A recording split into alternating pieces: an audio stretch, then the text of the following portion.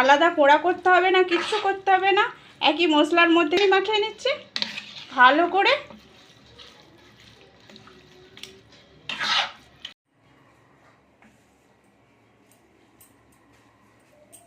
নমস্কার বন্ধুরা, বাঙালি কুকিংয়ে সবাইকে স্বাগত। সবাই ভালো আছো, আমিও ভালো আছি। আজকে আমি একটা চিকেন রেসিপি বানাচ্ছি। আপনারাও বানান জানি, সবচেয়ে ভালো বানান। আমি যতটা পারছি শেয়ার করছি, আর আমি কিরকম বানাচ্ছি না বানাচ্ছি সেটা আপনারা দেখতে থাকুন প্রথম থেকে পুরো শেষ অবধি। দেখা শুরুতে একটা লাইক দিয়ে দেবেন, ভালো লাগলে সাবস্ক্রাইব করে পাশে থাকবেন। দেখুন এখানে আমি আধা কিলো চিকেন নিয়ে নিয়েছি। চিকেনটা ধুয়ে জল ঝেড়ে নিয়েছি পুরো, দেখুন একটু ঝড় নেই। এবার আমি এখানে কোড়া নিয়ে নিয়েছি, কোড়াটার উপরে আমি চিকেনটা দিয়ে দিচ্ছি। এবার এটা বাড়াতেও পারেন, কমাতেও পারেন, এটা আপনাদের মর্জি। এখন এখানে দিয়ে দিয়েছি পুরো কোড়াতে। এবার আমি একটা একটা করে মশলা দিয়ে দিচ্ছি এখানে। দেখুন এখানে আমি পেঁয়াজ দিয়ে দিয়েছি, পেঁয়াজটাকে ছোট ছোট করে কুচি করে নিয়েছি আমি। এখানে আমি আদা রসুনের পেস্ট দিচ্ছি। আদা আর রসুনটা আমার এখানে 1 চামচ হবে। এটা রসুন, এটা আদা। আদাটা 1 চামচ নিয়েছি, রসুনটা 1 চামচ নিয়েছি, 4টে কাঁচা লঙ্কা নিয়েছি। এখানে আমি টমেটো কুচি নিয়েছি, টমেটোটাকেও ছোট ছোট করে কুচি করে নিয়েছি।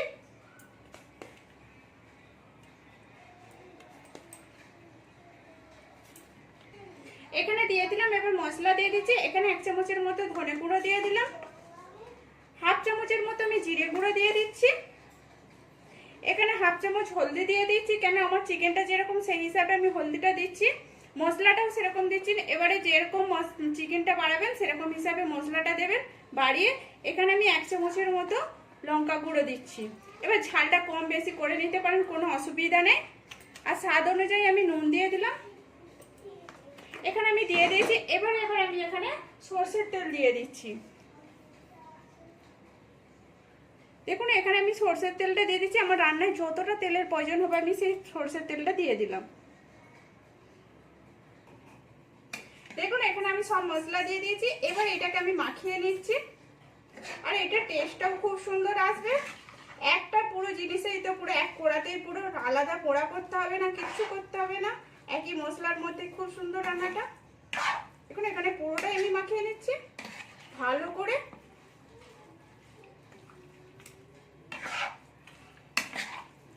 এবার এটা মাখিয়ে আমি পুরো ভালো করে মাখিয়ে আধা ঘন্টা আমি রেস্টে রেখে দেবো। ঢাকা দিয়ে রেস্টে রেখে দেবো। আধা ঘন্টা বাদে আমি দেখাচ্ছি।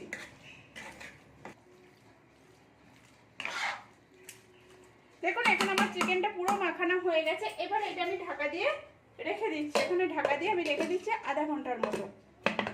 এখানে আমার আধা ঘন্টা হয়ে গেছে। এই দেখুন এবার এখন কোড়াটা এটা গ্যাসে বসিয়ে দিচ্ছি। এখানে আমি কোড়াটা গ্যাসে বসিয়ে দিলাম, গ্যাসটা জোর দিয়ে দেবো। এখানে অনেকটা জলও সরে গেছে, আমি একটু নেড়ে নিচ্ছি।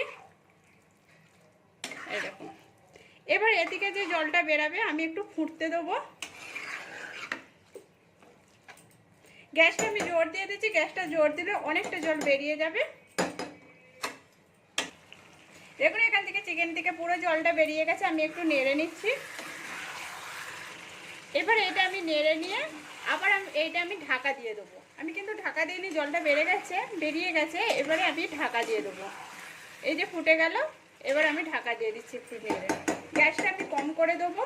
আর এই গ্যাসেতে পুরো জলটা যতক্ষণ না মরে ততক্ষণ আমি অপেক্ষা করব। দেখুন এখান থেকে আমার পুরো মশলা থেকে পুরো তেল ছেড়ে নিয়েছে, জলটাও আমার অনেকটা শুকনো হয়ে গেছে। এবার এর মধ্যে আমি একটু চিকেন মশলা দিয়ে দিচ্ছি, 1 চামচের মতো চিকেন মশলা দিয়ে দিচ্ছি। চিকেন মশলাটা দিয়ে ভালো করে নেড়ে নেবো চিকেনটার সাথে। এখানে আমি চিকেনটার সাথে ভালো করে নেড়ে নিচ্ছি। আর আমরা বাঙালি, আমাদের আলু নালে চলবে না, ওই জন্য আমি একটু আলু ভেজে নিয়েছি। আলুটা ভাজাটা আমি আর দেখাইলাম না। এই আলুটা দিয়ে আমি ভালো করে এর সাথে কষিয়ে নেবো। আর একটু ভালো করে কষিয়ে নিচ্ছি। এটা রুটির সাথে, পরোটার সাথে, ভাতের সাথে খেতে খুব সুন্দর লাগবে। এখানে আমার কষা হয়ে গেছে। এবার আমি জল দিয়ে দিচ্ছি। এবার এই জলটা ঝোলটা যেরকম হিসাবে রাখবেন সেরকম হিসাবে দেবেন। আমি কিন্তু আলুটার হিসাবে দিচ্ছি, কেন আমি একটু বেশি ঝোল রাখবো না। আর এটা ঝোলটা কম রাখলে ভালো রাখবে, কিন্তু আপনাদের হিসাবে আপনারা দেবেন। এখানে এটা আমার আধা গ্লাসের মতো জল ছিল। এবার এটা আমি দিয়ে ঢাকা দিয়ে দেবো। আলুটা আমি সিদ্ধ হতে দেবো। চিকেনটা আমার অনেকটা সিদ্ধ হয়ে গেছে, আলুটার সাথে চিকেনটাও পুরো ভালো করে সিদ্ধ হয়ে যাবে। আমি ততক্ষণ অপেক্ষা করছি। দেখুন এখানে আমার হয়ে গেছে, আলুটাও আমার সিদ্ধ হয়ে গেছে। এই দেখুন আলুটা পুরো আমার সিদ্ধ হয়ে গেছে, চিকেনটাও হয়ে গেছে এখানে। এই দেখুন চিকেনটাও আমার হয়ে গেছে। এবার এর মধ্যে আমি একটু কস্তুরি মেথি দিয়ে দিচ্ছি। এটা 1 চামচের মতো আমি কস্তুরি মেথি দিয়ে দিলাম, আর একটু আমি ধনেপাতা কুচি দিয়ে দিলাম, দিয়ে একটু নেড়ে নেবো। এটা নেড়ে আমি 5 মিনিটের মতো ঢাকা দিয়ে দিচ্ছি। গ্যাসটা আমি কিন্তু বন্ধ করে দেবো, গ্যাসটা আমি এখানে বন্ধ করে দিচ্ছি। এটা নেড়ে ভালো করে আর দিয়ে এটাকে পুরো আমি 5 মিনিট বাদে খুলে দেখেছি, কেননা এই কস্তুরি মেথিটা ধনে পাতাটা যে দেওয়া হয়েছে এর পুরো ফ্লেভারটা পুরো চিকেনের সাথে চলে যাবে, নাহলে সঙ্গে সঙ্গে দিলে কি সেন্টটা পুরো চলে যাবে, ভালো লাগবে না খেতে। কারণ কস্তুরি মেথির সেন্টটা নিয়ে খুব সুন্দর লাগে খেতে।